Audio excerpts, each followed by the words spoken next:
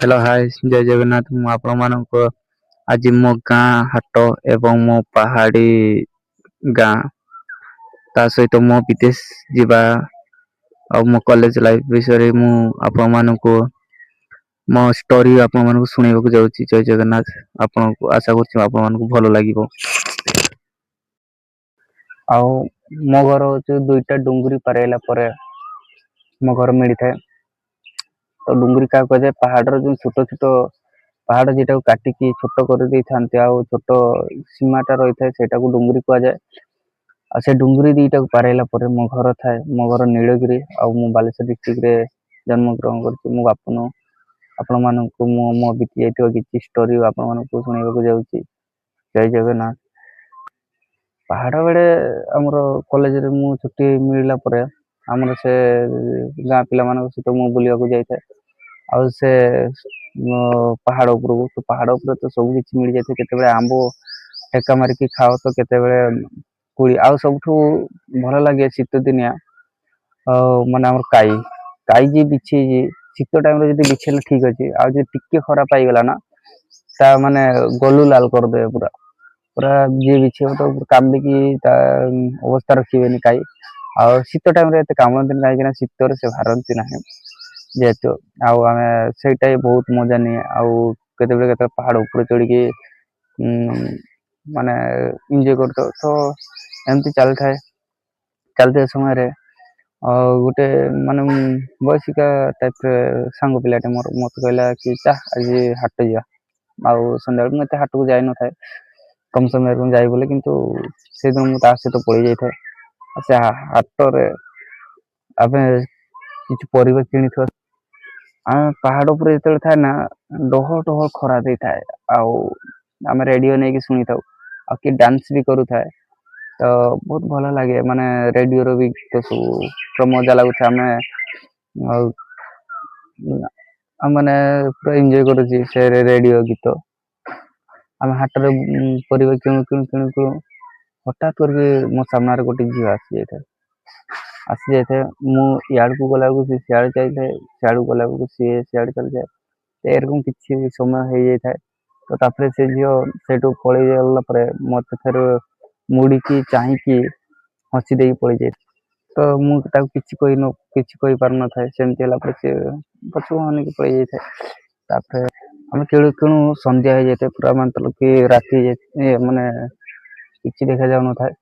ତ ସେଇ ସମୟରେ ମୋ ସାଙ୍ଗକୁ ମୁଁ କହେ ଚାଲ ଘରକୁ ପଳେଇବା ସେ କହୁଛି ଆବେ ଶଳା ବୋକା ସେ ଝିଅ ତତେ ଘୁରି ଘୁରି ଅନଉଛି ତୁ ପଳେଇବୁ ଘରକୁ। ତୋ ସହିତ ମୋର ବି ଗୋଟେ ସେଟପ ହେଇଯିବ ତା ସହିତ ଯିଏ ଆସିବ ମୁଁ ତା ସହିତ ସେଟଅପ୍ କରିଦେବି। ଆଉ ତାପରେ ସେଟଅପ୍ ଫାଷ୍ଟ ଟାଇମ ଇଏ ଟାଇପର ଲାଗେ ଆଉ ଡର ବି ଲାଗୁଥାଏ କିନ୍ତୁ ସିଏ କିନ୍ତୁ ଡର ଫର କିଛି ନାହିଁ ଚାଲ ଯିବା। ଯିବା ତ ଯିବା ଆଉ ତାପରେ ଆମେ ଗଲୁ ତାଙ୍କ ପଛ ପଛ ଦେଇକି ଗଲୁ ଆମ ଗାଁ ରହିଲା ଏପଟର ଆମେ ସେପଟ ଦେଇକି ପଳେଇ ଯାଇଛୁ ତାଙ୍କ ସହିତ। ତାପରେ ଯାଇକି ମଝି ରାସ୍ତାରେ ମାନେ ରାସ୍ତା ପାହାଡ ଇଲାକା ନା ରାସ୍ତା ମଝିରେ ଠିଆ ହେଇଯାଇଥିବା କେହି ନାହାନ୍ତି ଜଙ୍ଗଲ ଟାଇପର ଆଉ ମାନେ ସେଇଟା ଆମର ଗୋଟେ ରାତି ହାଟ ହୁଏ ଆଉ ନହେଲେ ସବୁ ଦିନ ହାଟ ହୁଏ ଆଉ ତାପରେ ସେ ସନ୍ଧ୍ୟା ସମୟରେ ସେଇଠି ଆମେ ଠିଆ ହେଇଛୁ। ସାତଟା ସୁଦ୍ଧା ହାଟ ବନ୍ଦ ହେଇଥାଏ ଆମେ ଛଅଟା ପାଖାପାଖିରେ ସେଠି ବେଶୀ କିଛି ରାତି ବି ହେଇନି। ଆଉ ସେଠି ଠିଆ ହେଲୁ ତାଙ୍କ ଠିଆ ହେଲେ କଥା ହଉଛେ ଆଉ ସିଏ ବି କଥା ହଉଛି ତାଙ୍କର ଦୁଇ ଜଣ କଥା ହଉଛନ୍ତି ଆମର ଦୁଇ ଜଣ ଏଇନା କଥା ହଉଛେ। କଥା ହେଇ ଆମେ ସେଇଠୁ ମାନେ ସେଇଦିନ ପଳେଇ ଆସି ଯାଇଥାଉ ପଳେଇ ଆସ ତାପରେ ଆମେ କିଛି ସମୟ ପରେ ସାଇକେଲ ଚଲେଇ ଚଲେଇ କଥା ହେଇଥାଉ ତାପରେ ସେ ପଚାରିଦିଏ କି ଏଇ ମାନେ ସେ ଗୋଟେ ବାର ଟାଇପ ଥାଏ ତ ଏଇ ବାରରେ ତୁମେ ଆସିବ କି ନାଇଁ ହାଟକୁ ସିଏ ମାନେ କୁହନ୍ତି ନା ଆମେ ଆସନ୍ତା ସପ୍ତାହକୁ ପୁରା ନିହାତି ଆସିବା ମାନେ ସଣ୍ଡେ ଟୁ ସଣ୍ଡେ ହାଟ ହୁଏ ସଣ୍ଡେ ଆଉ ଆମର କି ବାର ଗୋଟେ ତ ତାପରେ ଆମର ରବିବାରକୁ ସେ କୁହନ୍ତି କି ସେକେଣ୍ଡ ରବିବାରକୁ ଆମେ ଆସିବୁ ଆଉ ଏଇଠି ଦେଖାହବ। ତାପରେ ସେ ସେଇଠୁ ପଳେଇ ଯାଆନ୍ତି ତାପରେ ତାପରେ ସେକେଣ୍ଡ ରବିବାରକୁ ବି ସେମାନେ ଆସନ୍ତି ଆଉ ଆମେ ତାଙ୍କ ସହ ଦେଖା ହେଇଯାଏ ଆଉ ପୁଣି କଥା ହେଇଥାଉ ଆମେ ତ ସେମିତି କିଛି ଦିନ ଗଲା ପରେ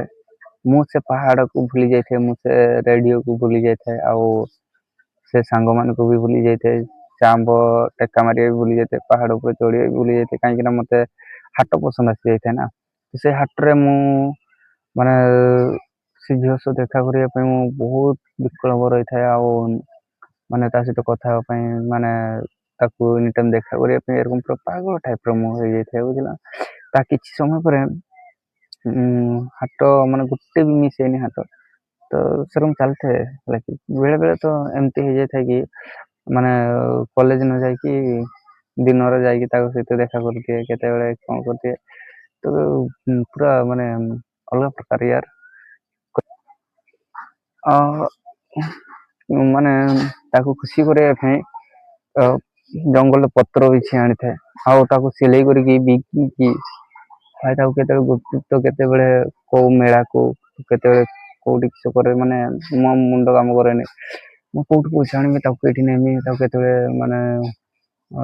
ସପିଂ କରିବା ସପିଂ କଣ ମାନେ ଏଇ ଛୋଟ ଏମିତି ଆଉ ଏଇ ସବୁ ଚୁଡ଼ି ମୁଡି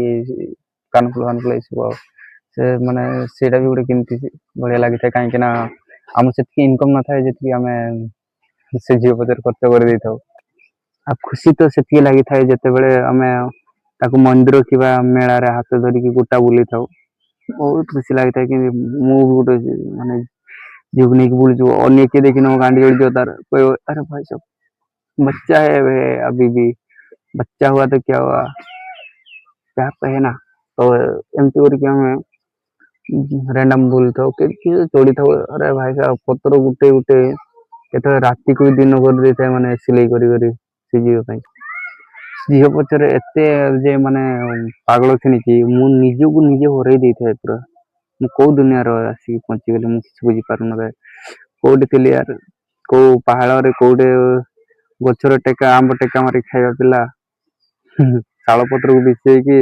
ତାକୁ ସିଲେଇ କରିକି ତାକୁ ବିକିବି କୋଉ ପରିସ୍ଥିତିକୁ ମୁଁ ପଳେଇ ଆସିଥିଲି ଆଉ ଏବେ ମୁଁ କଣ କରୁଛି ମୁଁ ଆପଣଙ୍କୁ ଡିଟେଲସ ଜଣଉଛି ହେଲା କି ଯେଉଁମାନଙ୍କ ସହିତ ମୁଁ ଛୋଟରୁ ବଡ ହେଇଛି ନା ତାଙ୍କ ସହିତ ମିଶିବାକୁ ଟୋଟାଲି ଭଲ ଲାଗୁନଥାଏ ଯେତିକି ବଡ ବଡ ଲୋକମାନଙ୍କ ସହ ଏ ବୟସିକ ଲୋକ ସହ ମିଶିବାକୁ ଭଲ ଲାଗୁଥାଏ ଛୋଟ ଛୋଟ ପିଲାମାନଙ୍କ ସହିତ ଆଉ ସେତେ ମାନେ ସାଙ୍ଗ ହେବାକୁ ବି ଭଲ ଲାଗୁନଥାଏ ସେଇ ସମୟରେ ମାନେ ମୋର ଏକୁଟିଆ ନୁହେଁ ବହୁତ ସାରା ପିଲାମାନଙ୍କର ବି ଏରକ ମାନେ ଏମିତି କିଛି ଗୋଟେ ଦିନ ନାହିଁ ଯେ ମୁଁ ସେ ଝିଅ ବିଷୟରେ ଭାବି ନାହିଁ କେତେବେଳେ ବାହା ହେଇଛି ଭାବିଛି ତ କେତେବେଳେ ତା ସହିତ ମୋ ପିଲା ଛୁଆ ଅଛନ୍ତି ଭାବୁଛି ତ କେତେବେଳେ ମୁଁ ତାକୁ ନେଇକି ମାନେ ଘର ଦୁଆର କରୁଛି ତ କେତେବେଳେ କେମିତି କିଛି ମାନେ ବହୁତ କିଛି ମାନେ ଭାବନା ପଶି ଯାଇଥାଏ ସେଇ ସମୟରେ ସମସ୍ତଙ୍କ ମାଇଣ୍ଡରେ ମୋ ମାଇଣ୍ଡରେ ବି ଥିଲା ସେଇ ସବୁ ତ କେମିତି ତାକୁ ମତେ ବେସିକାଲି କଷ୍ଟ ଲାଗୁଥାଏ କି ମୁଁ ତାକୁ କେମିତି ପୋଷିମି କେମିତି ତାକୁ ମାନେ ଚଳେ ପାହାଡର ପତ୍ର ଭାଙ୍ଗିତେ ଯିମି ନା ଏମିତି ପତ୍ର ବିଛେଇକି ସିଲେଇ ତ ଘର ଦ୍ୱାର ତ ବାପା ମାଙ୍କର ଅଛି ଅଲରେଡି ତ ସେ ବାପା ମାର ଗୋଟେ ବୋଲି ପୁଅ ସେ ଯେମିତି ନେବେ ଆଡଜଷ୍ଟ କରି ହବ ଘର ଭିତରେ ତ ଘର ଦ୍ୱାର ନ କଲେ ବି କିନ୍ତୁ ପ୍ରୋବ୍ଲେମ ଟା ଏତିକି ଥାଏ ଯେ ପୋଷିବାଟା ହିଁ ପ୍ରୋବ୍ଲେମ ଥାଏ କେମିତି ପୋଷିବୁ ଏଇ ସବୁ ମାଇଣ୍ଡରେ ଥାଏ ଆଉ ମାନେ ବେଶୀ ତ ମାନେ ଇଏ ରହୁଥାଏ ତାକୁ କେତେବେଳେ ଆଣିମି ଆଉ ମାନେ କେମିତି ତା ସହ ରହି ଲାଇଫ ବିତେଇମି ମାନେ ଏଇ ସବୁ ତ ଫିଲିଙ୍ଗସ ଆସିଥାଏ ଆଉ ମନକୁ ମନ ହସିବା କମ୍ପଲସରି ପୁରା କେତେବେଳେ ତ ମାନେ ଆଉ ଏମିତି ଭାବନା ବି ବେଳେ ବେଳେ ପଶିଯାଏ କି ଅଲଗା ପ୍ରକାର ୟାର ଆଉ ଆଉ ଫିଜିକାଲି ସେଇ ସମୟରେ ଆମ ସମୟରେ ଷ୍ଟୋରି ଟା ବେଶୀ ବେସିକାଲି ତମେ ଦେଖିପାରୁଥିବେ ମାନେ ଦେଖିଥିବେ କି ମାନେ ଅନୁଭବ କରୁଥିବେ ଆମର ଯିଏ ଜମାନାର ବାନ୍ଧା ଥିଲେ